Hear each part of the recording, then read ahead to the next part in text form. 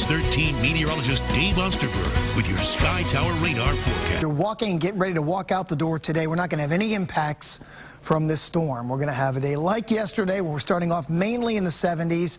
We'll go back up close to 90 with a couple of showers around today. The impact late tomorrow, but mainly Wednesday and Thursday at that. So again, here's your hurricane. It was just upgraded at 5 a.m. this morning to a minimal hurricane with 75-mile-per-hour winds.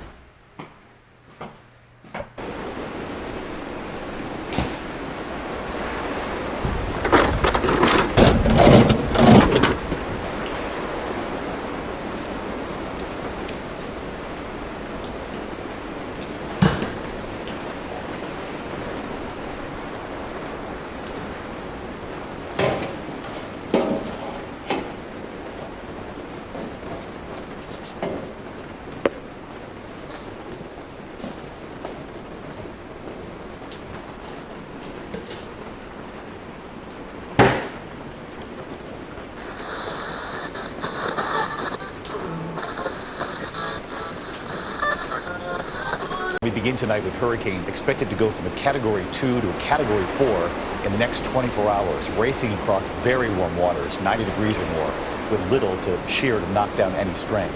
Every county in Florida under a state of emergency, the first mandatory evacuations now underway tonight. More than 300,000 people told it's too dangerous to stay, that they should get out now.